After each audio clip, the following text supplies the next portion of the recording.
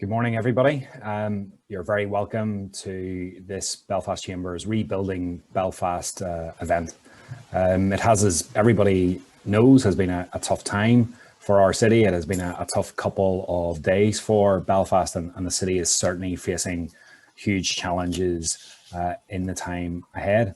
What we are thinking about doing today, what our purpose behind today's event is to try to look beyond our current crisis and to look forward a few years and explore how Belfast is going to change for the better. Belfast has been going through an unprecedented phase of regeneration, which has been involved many private sector companies and development companies involved in that. And we're also very grateful for the leadership that Belfast City Council and Suzanne and her team have shown in terms of selling Belfast to the world. And that's a strategy that has been working and paying dividends and continues even in these difficult times. At the heart of our recovery as a city are a number of major redevelopment projects. Today, what we're going to do is showcase 3 of those and hopefully tell you all a little bit more about how each of them are going to transform our city and possibly benefit you and your business. So I want to, at the outset, welcome our contributors. We're very pleased that we are joined this morning by Patrick O'Gorman, who's principal at Bywater Properties, the firm behind Smithfield Yard; Jonathan Mitchell and Estelle Hunt, directors at Castlebrooke Investments, who are taking forward Tribeca Belfast; and Tom Hamilton of Osborne and Company, who is going to talk about their Belfast Waterside scheme.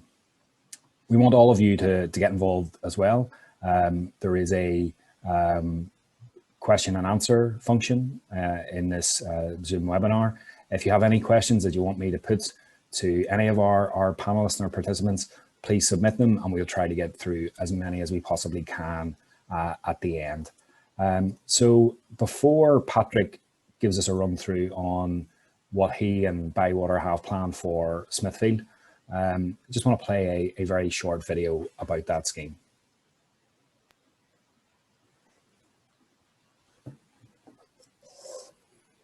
If I had it my way, everybody would be sipping drinks the color of persimmon bliss, and there'd be strings of lights threaded through the trees, and we'd have the word namaste on our tongues like a pear drop, acknowledging one another's soul flower with true compassion on a sunny lawn just to watch white yachts of cloud drift across the sky, and our bodies would finally feel like our own, even before we learned to hate them. And every boho dharma bum steampunk weirdo would feel understood and loved and accepted.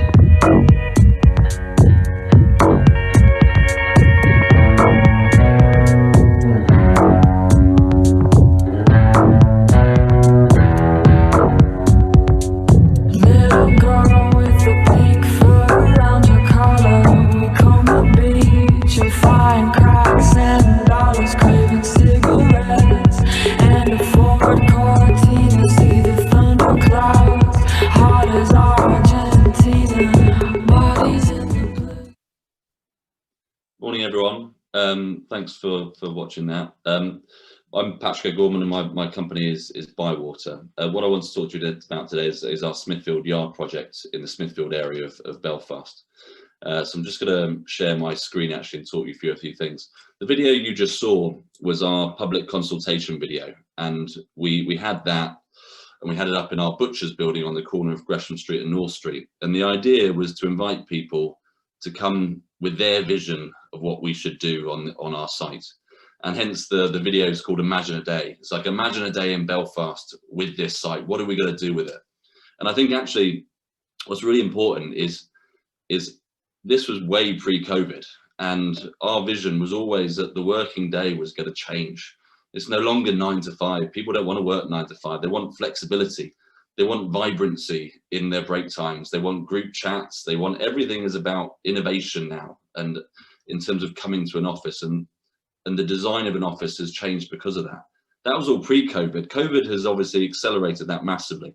So when it came to this consultation, we put the video together. We used, here I've got Jealous of the Birds, Naomi Hamilton, which is a local singer and a local music producer, Our illustrator was here, Jamie Bird from Us Folk, and we tried to use as many local people as possible. And in fact, our entire public consultation team were local businesses and local artists. So this is where we are. We have planning permission now. Let me just get you to the site. So this is what we have planning permission for. Effectively, it's 4 buildings, and you'll see this is the North building. This here, if you can see my mouse. There we go. That's better. You've got the Gresham building here. You've got Sawtooth building, and you've got the Butchers building. We also have been buying up a lot of these terraces here, and that's for a specific reason. I'm sure all of you will know the location. Smithfield Market and Smithfield area has been known for its independent traders. It's been known for its hustle and bustle, and some of the images we saw, which I have no doubt that you guys, some of you have experienced yourself, back decades ago, show that vibrancy of the independent retailers and the old market and all of that buzz and fantastic community that created. And that was what we built our scheme around. We wanted to enhance what's already been there and what's currently there with new regeneration and new vibrancy, and by making a place for independent retailers and to try and grow the community. There are some fantastic businesses already present in Smithfield Market, in some of our terraces here, and in Smithfield Market and in the areas around it. And I think we just want to increase that and expose that. And I think some of the areas we've had in our mind, for those that may have been there, Brighton Lanes, in terms of that adventure. When you walk around the streets, you go, oh, look what they're making there. Oh, look at that shop there. Look what they've done there. The Manchester Northern Quarter would be something else similar. That intrigue. And what we want to do effectively is we want to bring people into the city centre. And we want people to wake up on a Saturday and go, what do we do at this weekend? Oh, let's go walk around Smithfield, and let's go have a look at those retailers and those makers and those designers and see what they're doing. So that was the focus. Now, obviously, you see here, there's a lot more than just the ground floor, and the question is, how do we do this? And what we've designed is predominantly workspace-led development. And this is where I'll talk you through the three buildings. But we wanted to develop this ecosystem of business. And again, I think I refer back to a PwC statement, and I may get the stats slightly wrong, but you'll get the gist of it. The average working age of PwC is 27. And so what's really interesting us in this scheme and across the UK, and our other schemes across the UK, is what does the 27-year-old worker want? And again, COVID has just enhanced this. They don't just want to go a 9 to 5 and sit in a blank, empty office building. They want to experience a really enthused city life, an urban lifestyle, and that was what the video was trying to reflect. So to talk you through the development a bit more detail. So we've got this central yard here, and this is where we see the attraction, the focal point. And we've tried to, so the entrances to the office buildings are in facing the yard, because we want to get that an active front. So I'll talk you through the big buildings. Here we have this is the North building, and it's attached to the Butchers building here. So this is this is the only building on our site at the moment. For those of you who know, it's a surface car park, and this is a listed building. We've currently got a company called Bound Concept, which I'll flick through here actually. But this is Bound. So we've given this space to Bound for free, and this is in their blog. And I just wouldn't mind reading you this here. Bound is an internet business, and it's for homeware and crafts, etc., and sofas, furnitures, etc. And they've launched this pop-up here within the North Street. We have a fantastic opportunity to collaborate within a development scheme aimed to regenerate the Smithfield Market area of Belfast City Centre. Their aim, Be Bold to Save the Old, is a large-scale development to recreate an ecosystem of business from small independents to multinationals, to maker artist studios and small startup enterprises. The proposal is to retain the heritage of the area and the character of the buildings, and our new showroom and store is the heart of their project. I thought there's someone else's words, which I thought I'd steal, because I think that set our development up perfectly in terms of what we wanted to do. So Bound are currently in this Butcher's building at the moment, and it's going to be attached to the North building here. If I just Let me just do some photos here. Excuse me. So just to show you some images of where we are.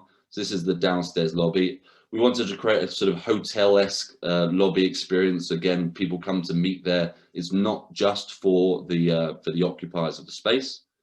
And so that's the lobby area. And this is an example of some of the office space, you know, trying to create a bit. We've got huge floor to ceiling heights to get lots of natural light, lots of fresh air. We've got a mixed use ventilation system, so we've got natural fresh air coming in as well as cooling. Going back to some of the other buildings here, so that the Mill building, the North building, is designed for a larger multinational sort of tenant, and then we've got the Gresham building, which is this building here, and we've got smaller floor plates, and you can see here if we go to the next one, we've got smaller floors. We can divide the floors into smaller businesses, and this was for sort of medium-sized enterprises. They could take the whole floor, they could take a couple of floors, or we could divide it into more. And if we just have a look at some of the images, fine. And then our third building here is Sawtooth. Now it's called Sawtooth because of the shape of the roof, and it's this building here. So just to give you a bit of geography, that is the North building here, and this is the yard, the vibrant yard.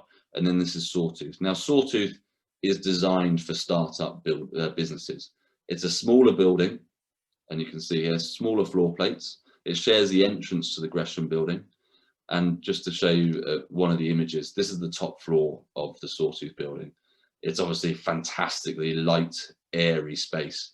And this is where we want this ecosystem to start. Small businesses come into the Sawtooth space. They might grow and move into the Gresham, and then when they're really large and got lots of people working for them, they move into the North building. And it was this ecosystem that we tried to create along with the ground floor, which I'll discuss now. Excuse me. So all of this is brought in with the yard. I'm struggling in photos. Let me go back to here. There we go. The yard in here. And this is where we have the small businesses. So what we want is local businesses. And when I say everyone classes as retail, it's not retail. We don't know what retail is today. We're talking about bringing studio space into the ground floor, artists, designers, makers, new internet shops that want to pop up. The whole purpose of it is to create an attraction, to give people a reason to come into the city centre and to experience what all of these amazing people are doing and making. And that was the main purpose of it. So that's it from my end. Patrick, thank you very much. That looks absolutely fascinating. I think the Sawtooth building in particular looks I think architecturally interesting in terms of its link to the heritage of many of our mills and industrial buildings around Belfast. So I think that's really interesting. It's probably also worth maybe mentioning to folk that even in the middle of a difficult period, Bywater are currently on site just around the corner from us here at Belfast Chamber in the Boots building on Donegal Place, rejuvenating the upper floors. So I think that's really good to see that kind of vote of confidence in the city and in the city centre at what has been a difficult time, obviously, for Belfast and indeed for many cities. Thank you. So look, our next presentation then is going to be on Tribeca Belfast scheme. And just before Jonathan Mitchell and Stell Hunt from Castlebrooke kick off their presentation, just to remind you that the question and answer function is available there if anybody wants to stimulate it, ask any questions off the back of what Paddy has said, or indeed what anything that Jonathan and Estelle say. Please put the questions in there and we'll try to get through as many as we can in a brief discussion at the end. So Jonathan, over to you, I think, initially.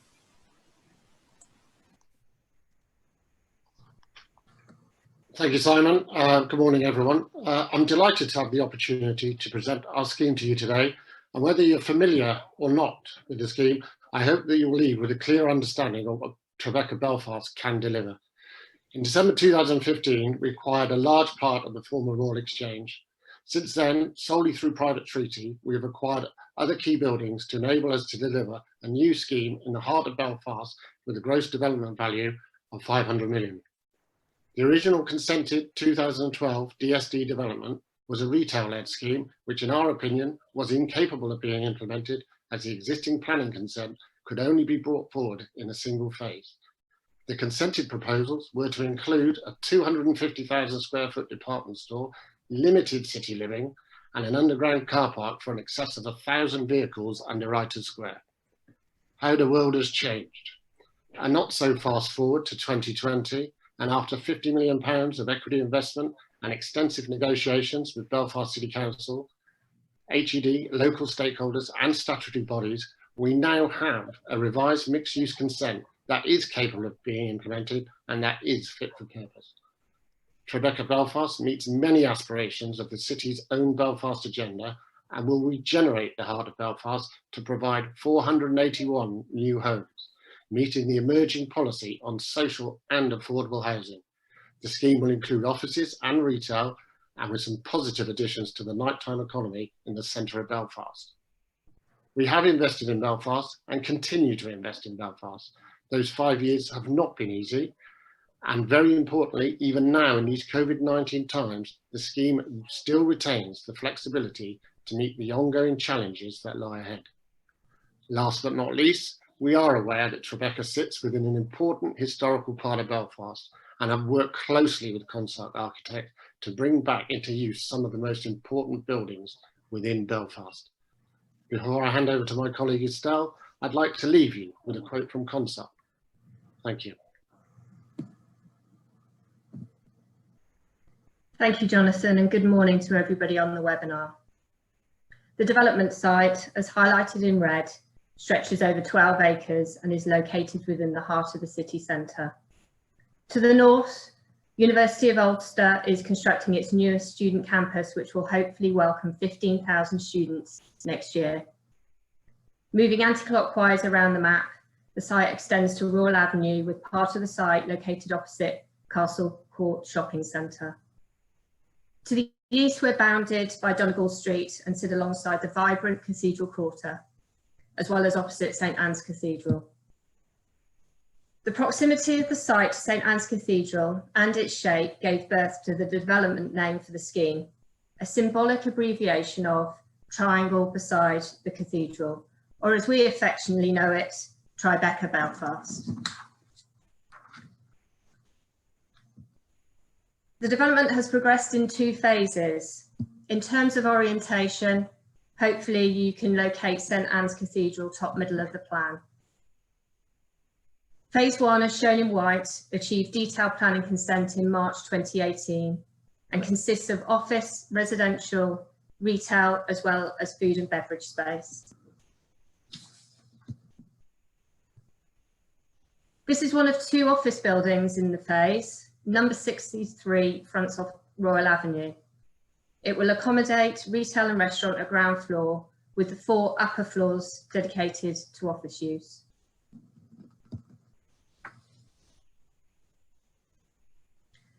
The Garfield Bar, one of 3 listed buildings within phase 1, will be carefully restored under the guidance of Consult Architects. Provide 24 residential apartments above restaurant and cafe uses.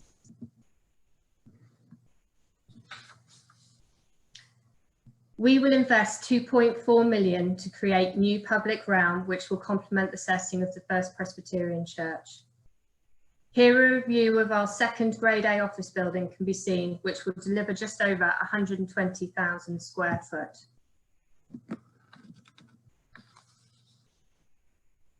So a summary of phase 1 deliverables: 24 residential apartments, 64,000 square foot of new retail, restaurant and leisure space, 30,000 of which is located within the iconic Masonic Hall.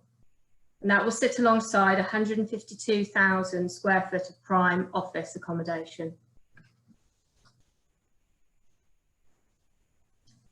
Moving on to the 2nd phase, again in terms of orientation, hopefully you can locate St Anne's Cathedral at the bottom middle of the plan. We achieved outline planning consent last month, following 3 years of working with the planning and conservation teams with Belfast City Council. This phase is dominated by residential use, highlighted in purple. It's bounded by Donegal Street and North Street and will be pedestrianised, which will be pedestrianised as part of these plans. We fought hard to deliver a car-free development, which underpins our sustainable aspirations for the development. The 3 buildings highlighted in aqua are office uses and total 380,000 square foot. In the current climate, it's difficult to escape discussion around what the workplace of the future will look like. We firmly believe that the office does have a future, but it will need to adapt to reflect flexible working. The benefit of Tribeca Belfast is that we have outline planning consent, which can embrace and react to fast changing working habits and trends.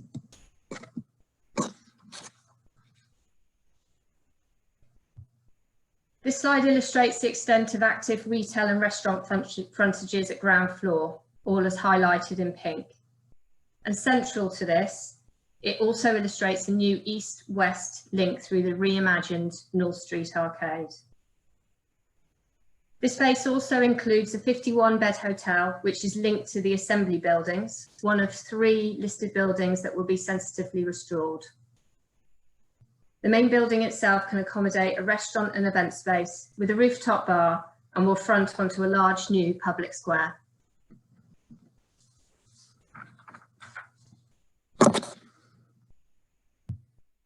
Our site is located within a conservation area, has 6 listed buildings within it, as well as some buildings which contribute to the historic architecture of the area.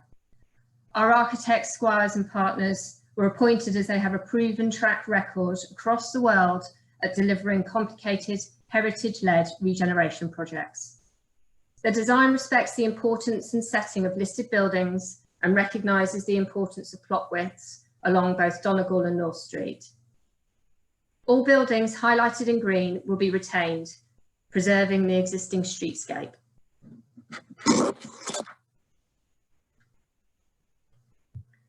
A dominant new square is created, which is of similar size to St Anne's Square. It marks the start of a pedestrianised North Street and provides a suitable setting worthy of the Assembly buildings.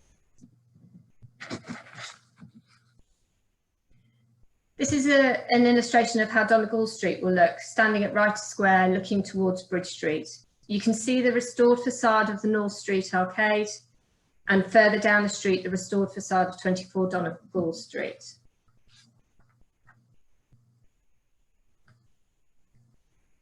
Phase 2 will invest a further £4 million to enhance the public realm spaces around the development. A newly created long lane will extend and link Ryder Square to a series of new public spaces. It also creates this new view of St Anne's Cathedral from Lower Garfield Street.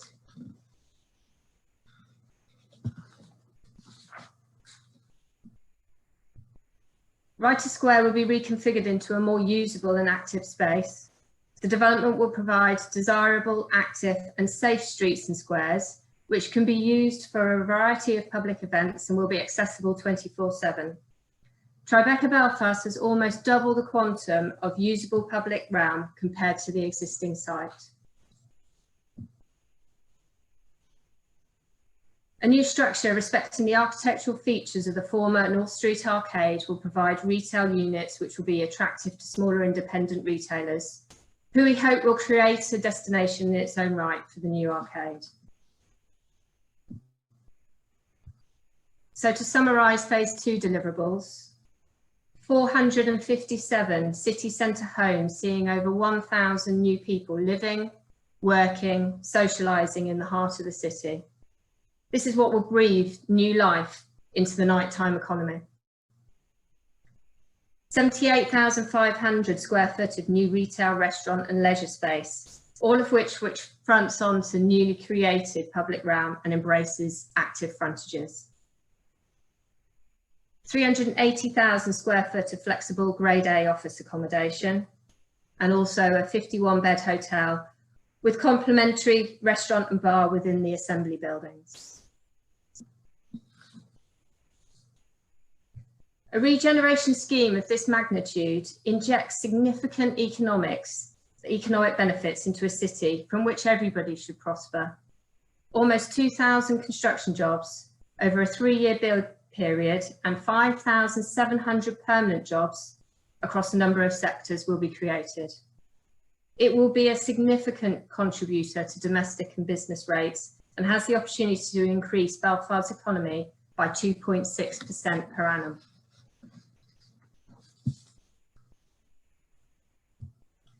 As you can see, Tribeca Belfast goes a long way to achieving the aims of the Belfast Agenda. Bringing city living with 481 new homes and over 1,000 residents will kickstart the transformation of Belfast city centre. To finish, we'd like to share with you a short video.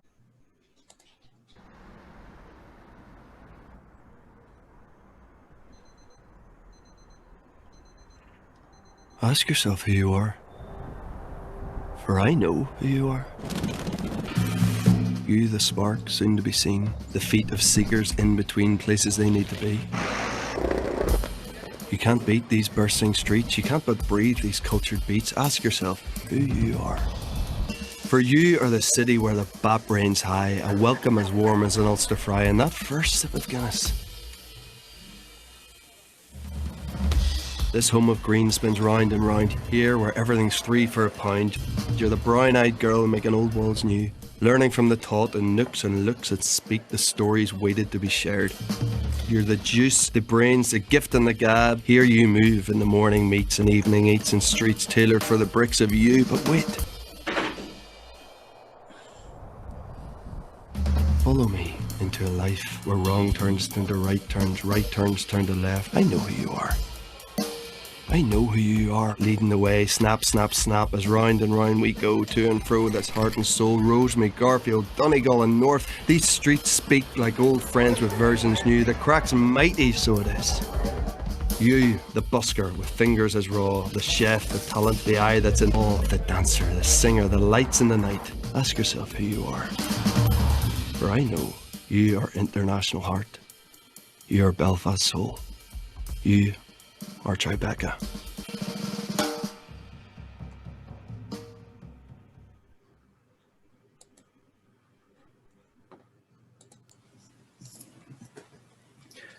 Thank you. It was a great video, especially like the shot of the pint of Guinness getting poured. Hopefully 9 days, I think. Hopefully, fingers crossed, everybody. Thanks, Estelle and Jonathan, for that. That was really, really good and helped to bring the scheme to life as well.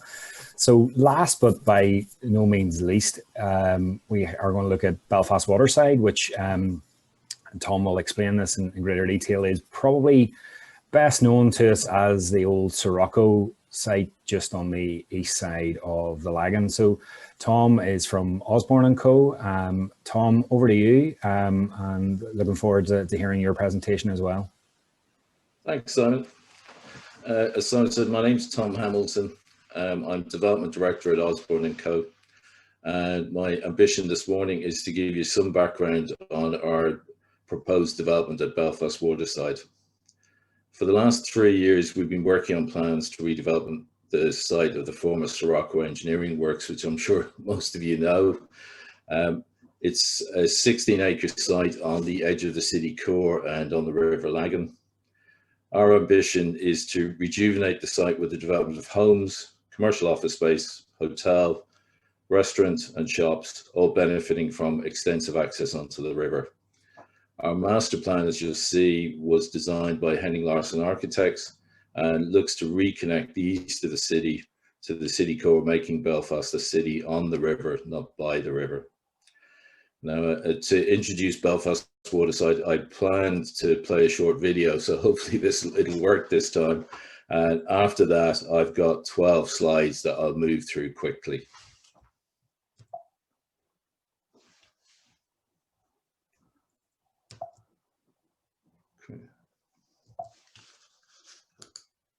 There we go.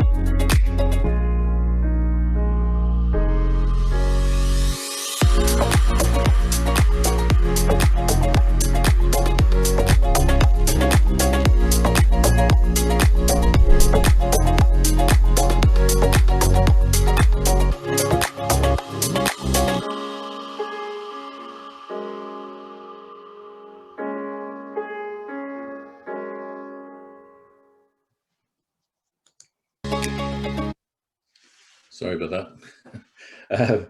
I put this slide in for context, and you can see the site of Belfast Waterside ringed in red just to the east of the city centre and south of Titanic Quarter and the Odyssey.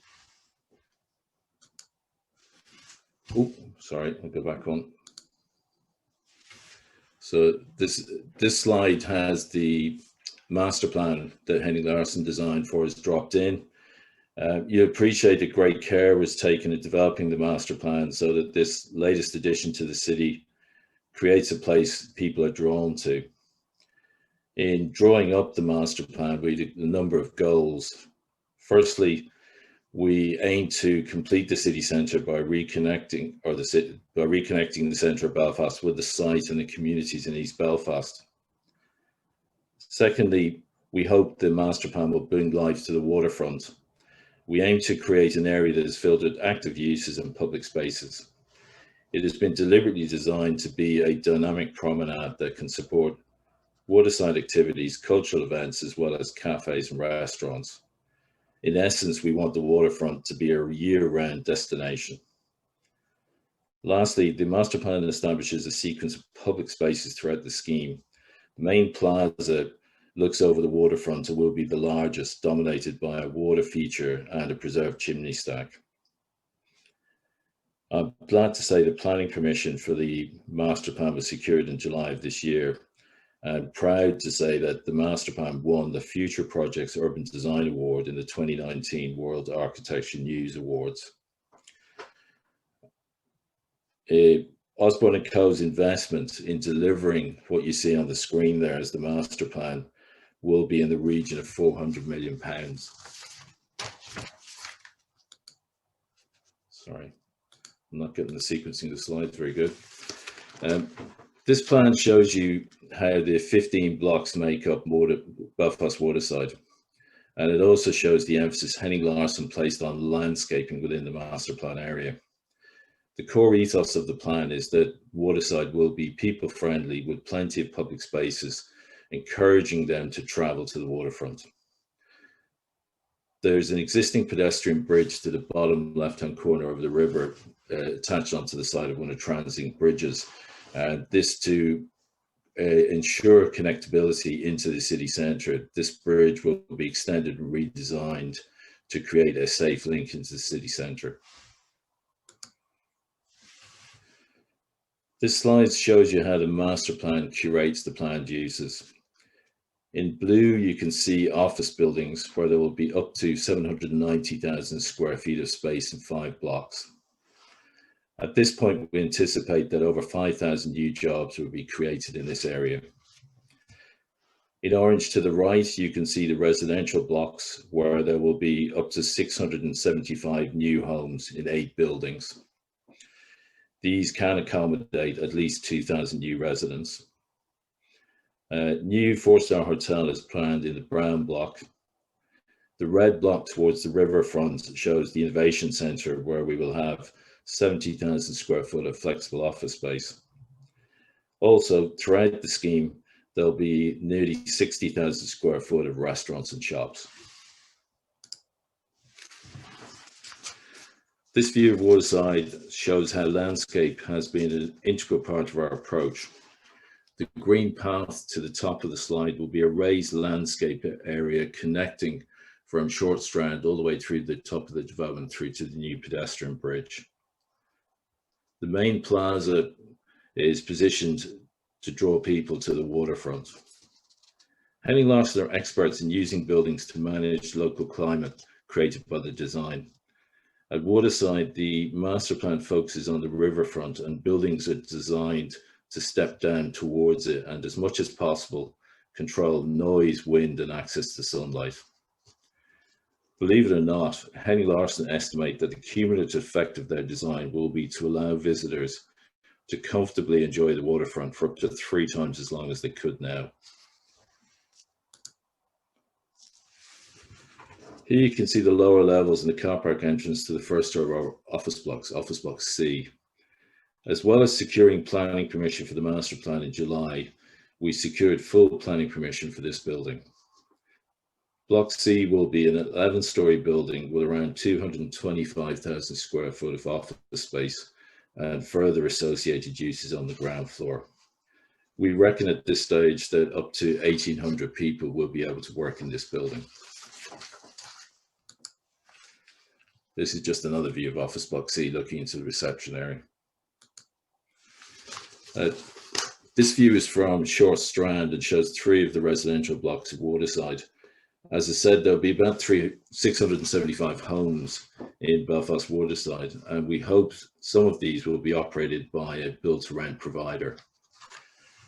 The block just appearing, the upper levels just appearing on the left-hand side is Block L2, where we will shortly be applying for planning permission under reserve matters for 76 apartments, which will be constructed for a local housing association. This is a view of the Central Plaza area across Henning Larsson's impression of what the water feature will look like towards the Innovation Centre. They tell me that their idea for the design of the Innovation Centre was drawn from the Giant's Causeway and the stepping that you see there, that you'll be familiar with. This is another view of the Innovation Centre from the back of where we were. This building would be aimed at the local digital and creative community. Our intention is it'll be a flexible building able to adapt to the characteristics and needs of those users.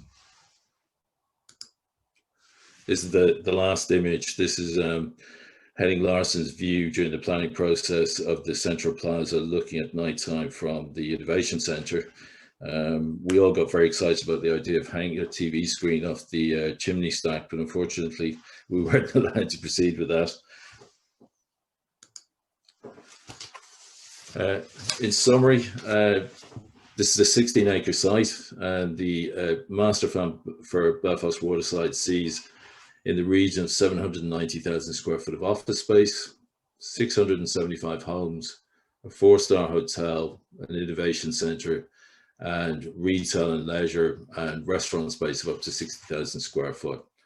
The master plan has already won a design award, and Osborne and Co.'s contribution towards the investment will be in the region of £400 million. And we anticipate at least 5,000 new jobs will be created in Belfast City Centre by the scheme. I hope this has given you some view of what the scheme will look like in the future. And rest assured, we're working hard on making it happen.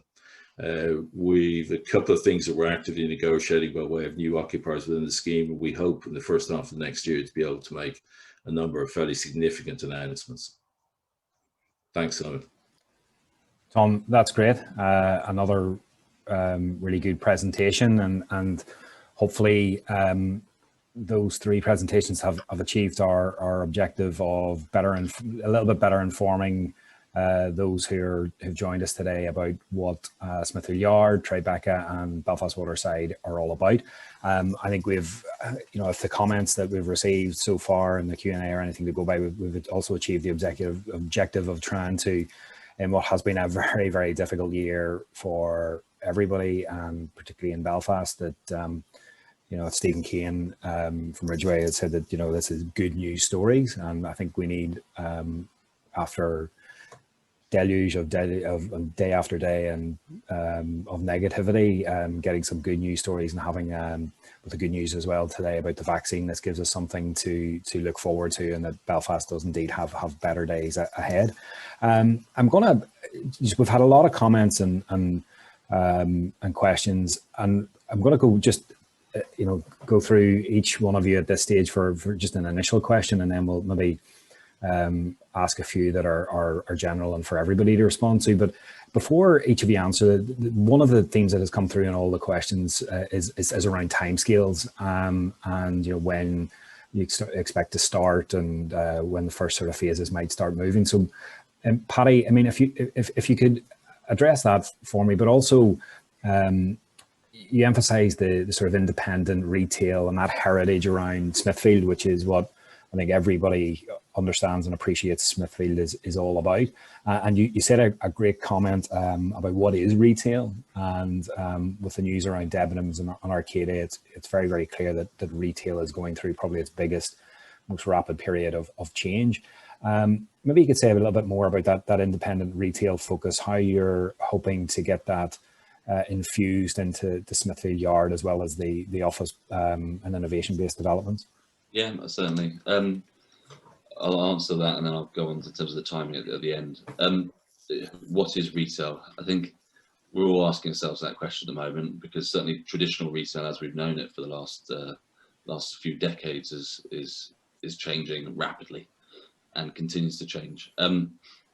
My personal view of where we're going is actually back to traditional retail, which was it was about your local butchers, your local toy shop, and your local cheese shop, whatever it might be. It's about going back into these small businesses, having the experience of getting to know the person behind the till, the person making or providing the service or making the good, and it comes back to community, which is I think what we've all been craving for in the last 8-9 months as we've been locked down, is that sense of community.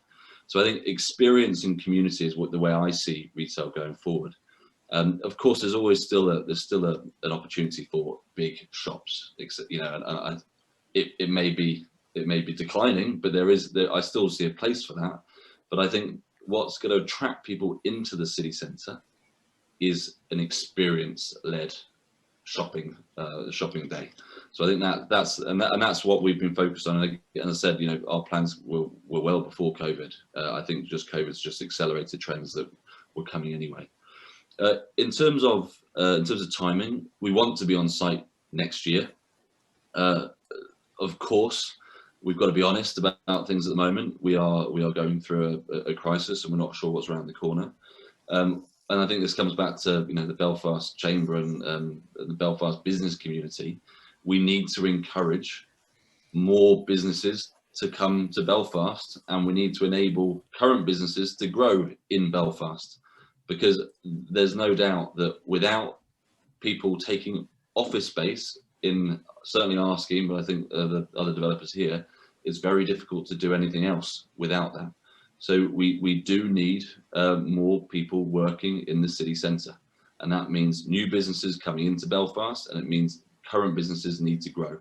So we want to be on site next year, and we're just going to have to see how things go over the next few months. Thanks, Paddy. Stell, Jonathan, in terms of Tribeca, the old Royal Exchange scheme was very much retail led, and you mentioned in your presentation that you very much reorientated Tribeca in a very different direction, and a huge part of it is residential. One of the weaknesses that Belfast City Centre has, and it's a key part of the Belfast agenda and its targets, is to increase the amount of city centre living. Can you maybe talk a little bit more about the sort of types of residential that you're going to have? I think you mentioned that there would be mixed tenure types. And Tanya McGeehan from MCG Investments has asked that you mentioned sort of flexibility within the development, and as where you're sort of entering a kind of hopefully post-COVID-19 world, is there an opportunity to maybe even increase the amount of residential in the development if there is seen to be a significant demand for that? Yeah, I saw, thank you, Simon. I saw Tanya's question. I think her question specifically said, would we be able to increase the residential in phase one? Phase one has detailed consent, so that would involve re-entering the planning process. Part of the delay, to answer another question, in moving into phase one has been awaiting the result of the outline consent for phase two, where we had the grant in November. Tenants for phase one have been saying, well, what's happening in phase two? We do have strong interest from F&B operator for the Masonic Hall. We are hoping to make that announcement very shortly and to be on site next year regarding that. In terms of the flexibility and what the office, as Estelle mentioned before, what the office space might look like going forward, there will be, I think, more flexibility for the two larger office consented scheme in phase two to flex that with more residential. So we will have, at the moment, 481 homes within Rosemary Street, Donegal Street, North Street. That, as Estelle said before, is up to 1,000 people with retail at ground floor level. They will all need doctors, dentists, newsagents, dry cleaners, and all ancillary businesses. So we hope that that will be the real driver for activation of the streets. Thanks, Jonathan. And yeah, that kind of basic infrastructure and community-based infrastructure is obviously very, very important to making a success of city centre living. And Tom, as well as maybe addressing the issue around timescales, or the question around timescales, obviously huge amount of residential in Waterside as well. Interested to hear talking about build to rent, which is something that other cities have embraced quite significantly, and Belfast for a range of reasons has been a little bit slower too. But can I also ask you about connectivity? And I suppose connectivity in two directions. Belfast city centre is quite a small city centre in relative terms, to the extent that the other side of the river is kind of seen as quite far away, even though in your video I thought it was interesting in the maps it showed you just how close Waterside is. And you mentioned the possibility of an additional pedestrian bridge and getting that connectivity into the city centre, but also Jonathan McAlpin, who will be a neighbour of yours at East Belfast Enterprises, has asked about connecting into existing communities in the east side of the city. So how are you, and I know there's been a lot of work to do that, how are you proposing to continue to work with your neighbours and be a good neighbour, and also to connect back into the traditional city centre core? Thanks, Simon. To deconstruct that, to wander around rather than answering in any particular order. First off, the last thing you were referring to there in terms of our integration or connection with our local neighbours, we've been doing a lot of work anyway with the neighbours in terms of trying to bring people along with what we're doing, how we're going to do it. Obviously, given that this is a 16-acre site, there's going to be an awful lot going on within it. But what we've been doing with the local community is trying to brief them all along the way with exactly what the scheme will bring along. The intention of the scheme is to have a huge number of different uses within it, as you can probably gather. And it's hard to cram the level of detail in that we have in a couple of minutes. But where we're at with the local community is governed to a degree as well by the planning permissions that we've secured. In fairness to Belfast City Council, they've been very careful to make sure that we integrate into the planning permissions strictures on us that make sure that we integrate all the activities in our development with the local communities, and also allow the local communities to benefit from that. And at a very simplistic level, that's down to making sure that there's jobs created, or the jobs that are created, the training is aligned right now with what those jobs could be, and making sure the local community and the people there who want to take the benefit of those jobs will know about them in good time and be able to apply for them. So there's a lot of work going on between ourselves, the local communities, at Belfast City Council about aligning those needs. In terms of physical connection of the scheme, but one of the things of the master plan is huge. It's a couple of 100 pages, but one of the core ethoses of the master plan is that the old Sirocco site, what we now call Belfast Waterside, is really a pivotal site in the city centre in terms of Belfast city centre, quite hemmed in by the river, that we can bring forward, or we can be a catalyst for allowing East Belfast and the communities in East Belfast to have easier connection through our site across the river and into the city centre, and vice versa. Now, one of the things from I think which will help foster an interconnection between the is the fact that our site again is so big, there will be things on the within our site that people will probably come as a destination for. But what we've tried to focus onto the riverfront in the hope that the riverfront part of our site, in the hope that that will be a place that people both from the city centre will want to come to see, and also the people in East Belfast want to come to see. And then once you've travelled halfway, why not go the whole way? We're also making it, we put a lot of effort into making sure that the plans for the waterfront, the extended waterfront all the way up to 10 that we're integrated into that. And I know there's a lot of work has been going on down to the level of uniform street architecture by way of streets, or by way of street furniture and stuff like that. We want to make sure that we're integrating into that. But from my point of view, the the city, the ability of our site to expand is the wrong word. It's probably like the guys in Henry Larson over time are using this word that I don't know if I'd call it restitch the city centre back together, but it probably kind of does work on one level in that we have this big site, this 16-acre site with the master plan now approved, with the ability for it to be a focus of where people can go, and then realize that, you know, it's actually a short distance to travel out. And some of the landscaping that is specifically designed to allow people to think, that give people the impression once they come to the site from either side, that it's a very attractive way to travel through the city. So one of the things that we're going to do, just to finish off, Simon, one of the things that we will be doing very soon is the initiation of the site, or whatever you want to call it, but the start of work on the site, we will be doing the infrastructure works for the site, which will be the roads, utilities and stuff like that over the course of next year.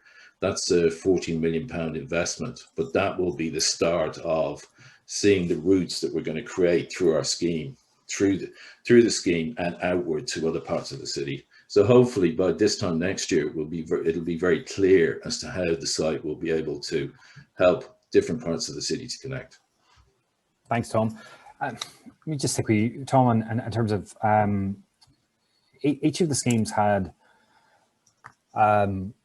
emphasised open space within the developments, and obviously, you know, given the events of the last number of months, there is, I suppose, a premium on open space in development. So how key do you see that to not just your development, but in terms of future developments elsewhere in the city as well?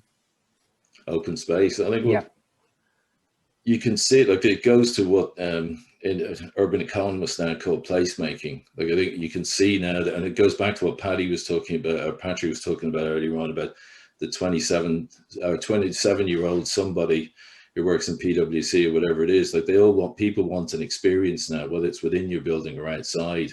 And placemaking for me is everything that happens outside the buildings.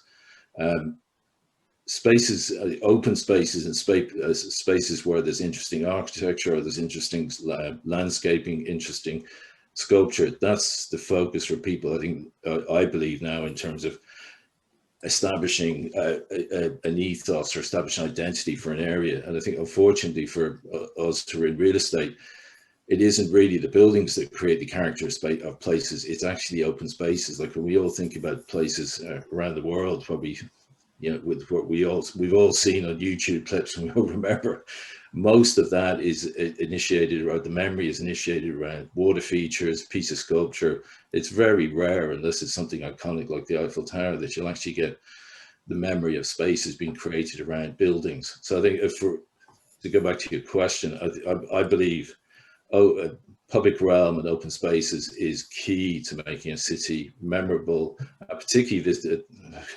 COVID will be over one day, like tourism will come back, and a huge component of every city's industry these days is, you know, giving both the local 27-year-olds something to experience, and also the guys who want to ship in for a weekend or a week-long break. They want experiences in the open spaces between buildings that they will remember. Thanks, Tom. Some comments there, and we're getting around your restitching. I think that might be the word of today's event. We like that one.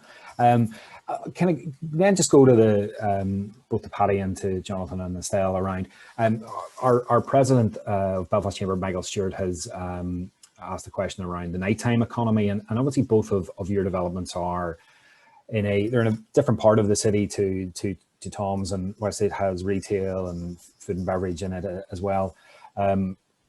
You have the university campus, which is on site and will be open and will be operating before your respective developments are complete.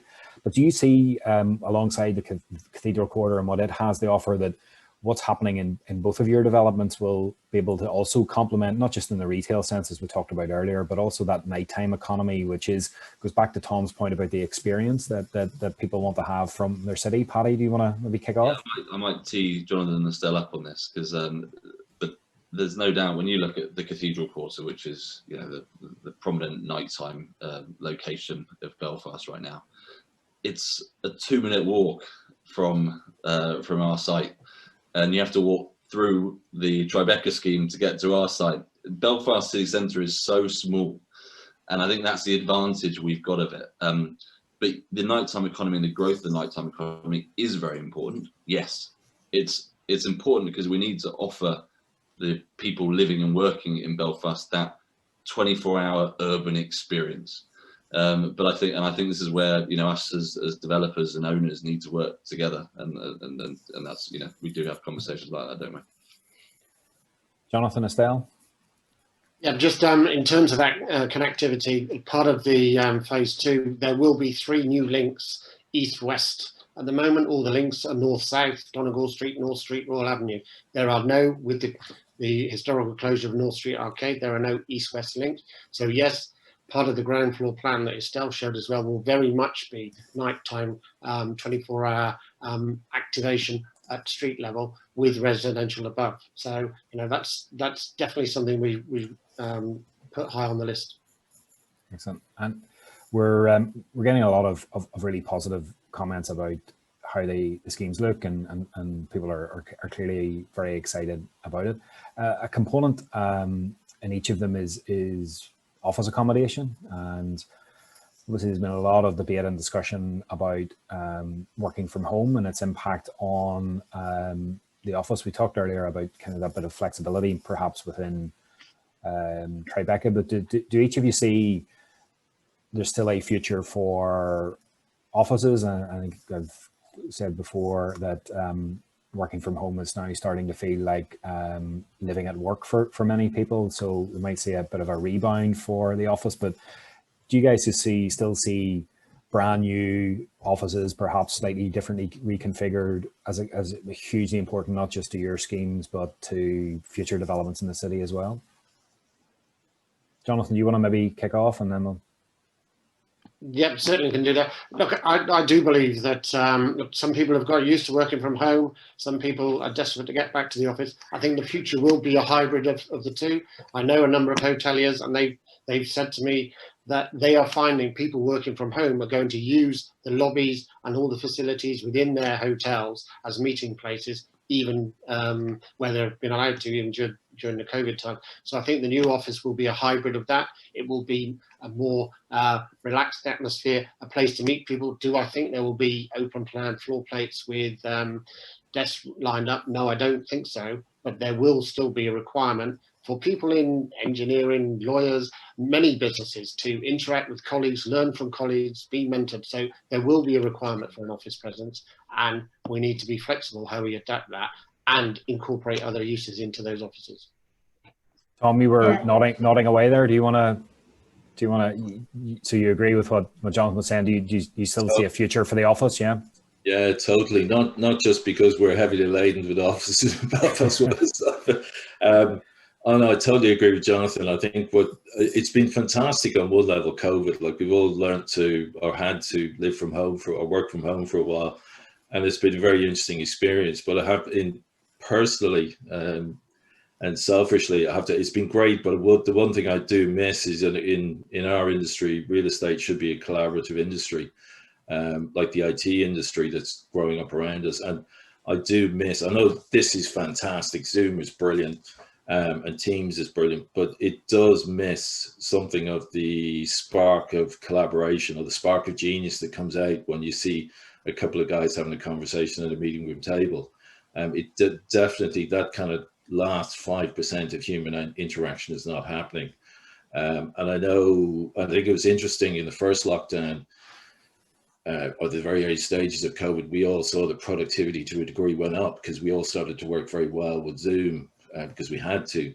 But apparently in a large number of our organizations, particularly the technology-based ones, they're seeing efficiency in terms of work achieved or goals achieved slipping now, and slipping quite significantly. So I think, as Jonathan says, I think you're going to see the drive back to, let's meet in the ground floor of a hotel, or let's go to some of these co-working kind of locations where you can have the hotel lobby style experience. But I think we will very quickly see people going back to face-to-face meetings.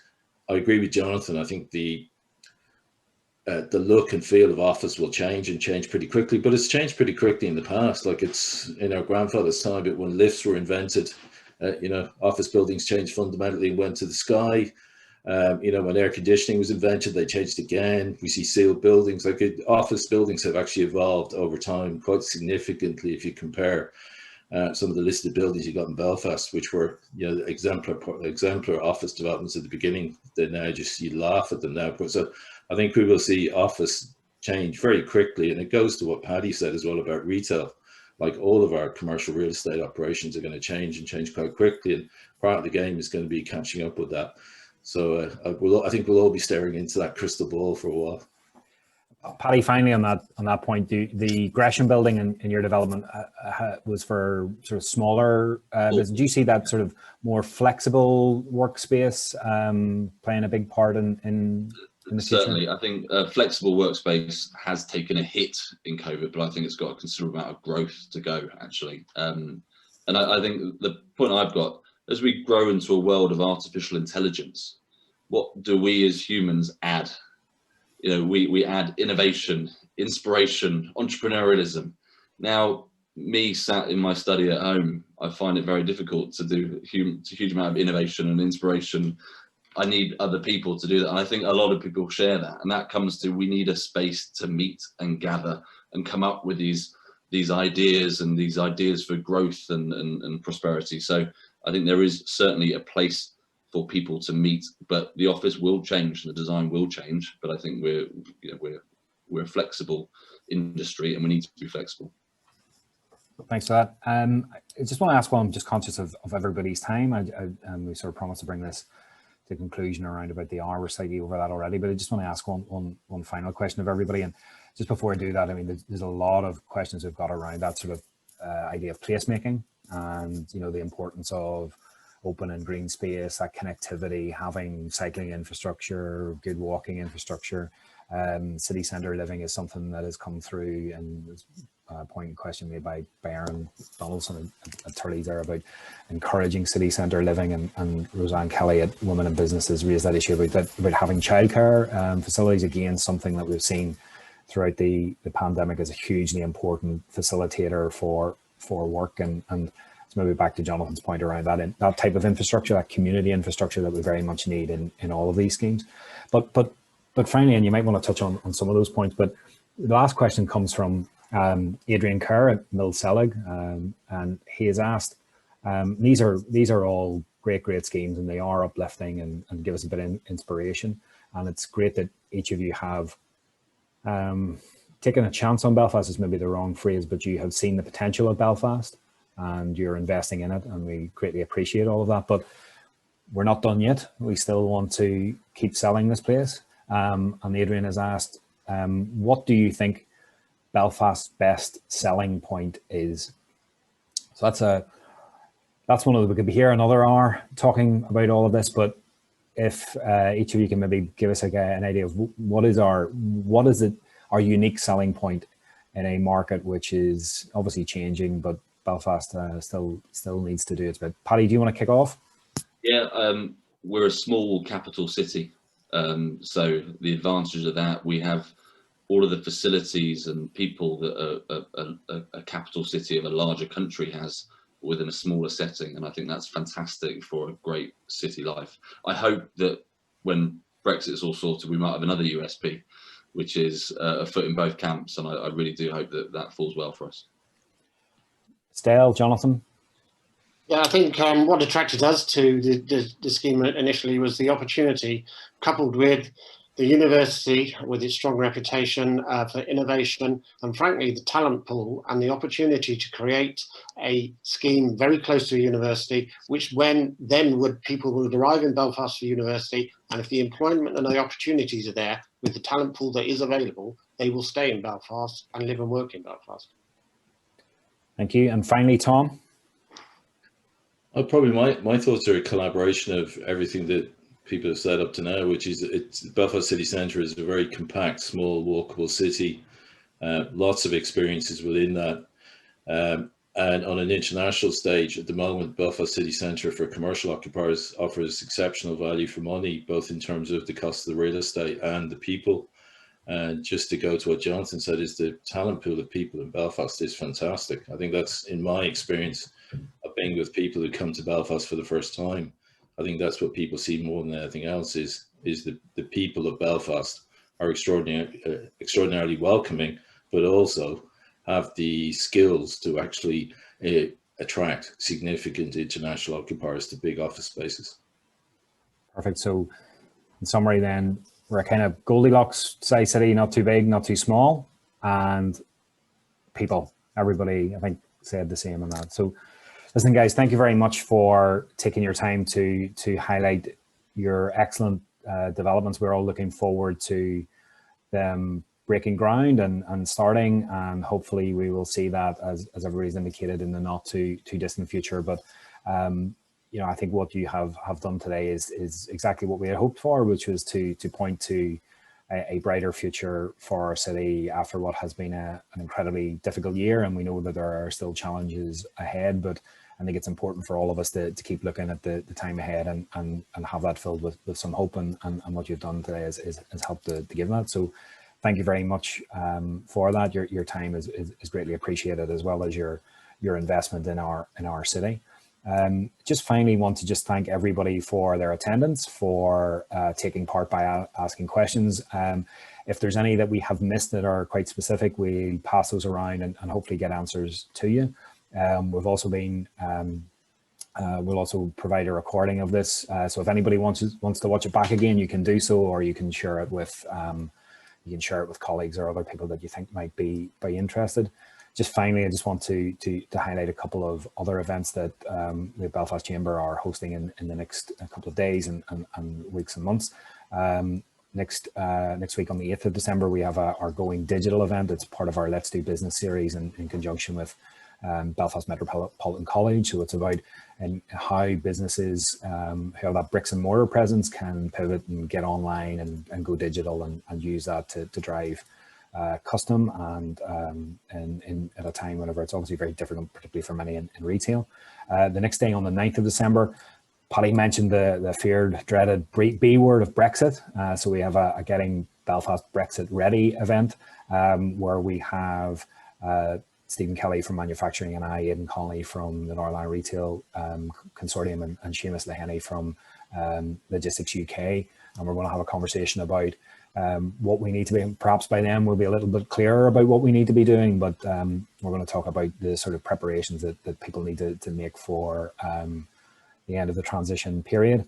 And then in the new year, and we will be issuing dates about this, we have a Building Belfast Back Better series, which is going to focus on, similar to today's event, it's going to look at the city deal at the new university campus, which was mentioned a few times today, the city's water infrastructure, and also the transport hub and Weaver's Cross. And again, trying to look at some of those big infrastructure investments that are going to take place in the city over the next number of years, and we'll all knit together, stitch together, perhaps, Tom, along with the developments that we've talked about today, to help Belfast fulfill its potential and ensure that we have that better future. So once again, thanks everybody for coming along today.